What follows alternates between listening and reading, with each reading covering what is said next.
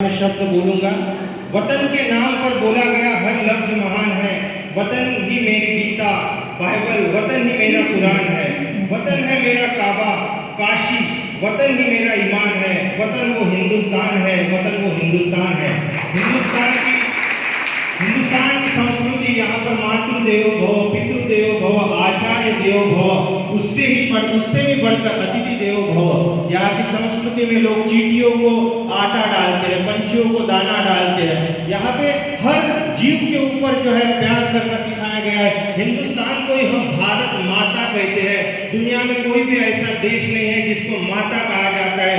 भारत ऐसा एक देश है जिसने हर दुनिया के आदमी को जो है अपने में समा लिया है। भारत ने कभी भी किसी दूसरे राष्ट्र पर खुद होके कभी भी पहले आक्रमण नहीं किया।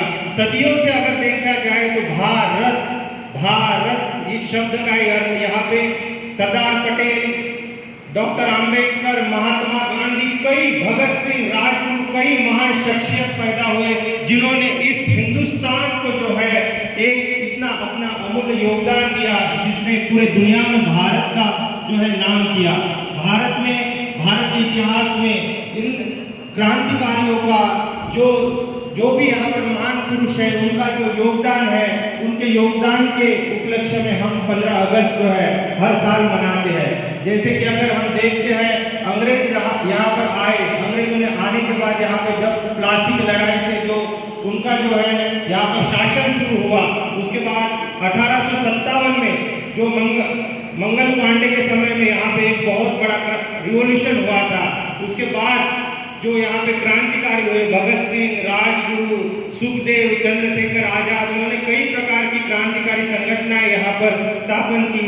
हिंदुस्तान रिपब्लिक सोशलिस्ट एसोसिएशन, अभिनव मेला, बहुत सारे जो है कुछ जो है उसमें से अहिंसावादी थे, कुछ हिंसावादी थे। जैसे सुभाष चंद्र बोस जो है वो एक उनका आंदोलन जो है अहिंसा से परे था। गांधी जी जो थे वो अहिंसा के मार्ग में चलते थे।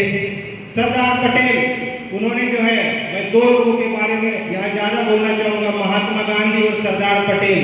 हम आज गुजरात की भूमि पर खड़े हैं और सरदार पटेल भारत के स्वतंत्रता के समय यहाँ पे 562 से ज्यादा रजवाड़े थे और उन रजवाड़ों को एक करने में, जैसे जर्मनी में बिस्मार्क का नाम लिया जाता है जिसने पूरे जर्मनी को एक किया था, पूरे यूरोप में जो है ऑटो एंड बिस्मार्क का नाम फेमस है, ऐसे ही भारत के इतिहास में सरदार पटेल लौह पुरुष के रूप में जाने जाते हैं। उन्होंने 562 रियासतों को एक किया।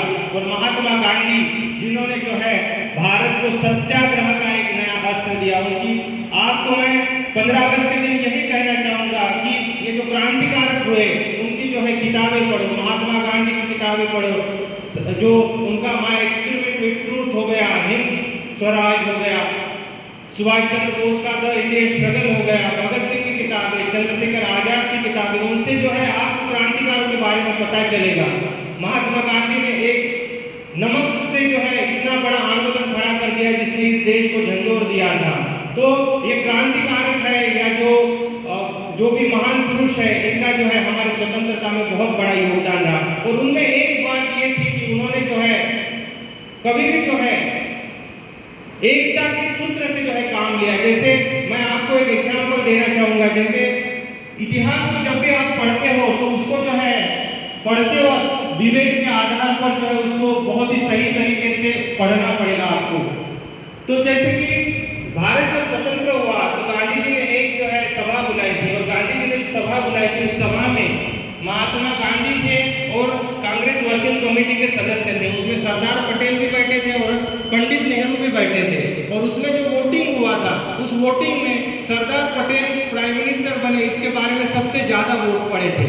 लेकिन गांधी जी ने ऐसे बोला कि मैं ये चाहता हूँ कि पंडित नेहरू प्राइम मिनिस्टर बने। और उस समय सरदार पटेल ने भी उस बात को मनाही नहीं की और बाकी जो सदस्य है उन्होंने भी उसको मनाही नहीं की। गांधी जी का ये कहना था कि पंडित जवाहरलाल नेहरू ये पूरे विश्व को जो है बहुत अच्छी तरीके से जानते हैं और सरदार पटेल जो है वो भारत के लोगों को बहुत अच्छी तरीके से जानते हैं। इसीलिए मैं यह चाहता हूँ कि पंडित नेहरू जो है देश के प्रधानमंत्री बने, ताकि विश्व के सभी नेताओं के साथ विश्व मंच पर भारत की प्रतिमा को वो और अच्छी जगह दिला सके। और सरदार पटेल भी इस बात को वो राजी हुए और कांग्रेस वर्किंग कमेटी के और सदस्य भी इस बात को राजी हुए। तो मतलब उनमें कितनी एकता थी, नेशनल इंटीग्रिटी के लिए वो क्या क्या क्या त्याग करते थे। आज के समय हम जो है पद की लालसा के लिए या अन्य बातों के लिए जो है अपने मूल्यों को जो है गिरा देते हैं। नवोदय विद्यालय समिति ये जो है बताती है कि हम जो है मूल्यवान बने, हम में जो मूल्य है वो राष्ट्र को जो है आगे लेके जाए। और मैं यही चाहता हूँ 15 अगस्त के इस दिन कि आप भी जो है इन महान लोगों ने जो है हमारे लिए जो योगदान दिया, उस योगदान को ध्यान में रखते हुए आप भी जो है मूल्यों को अपने जीवन में शामिल करें और जो है अपने जीवन को उज्जवल बनाएं। और इसी के साथ मैं अपने भाषण को रोकता हूँ। जय हिंद।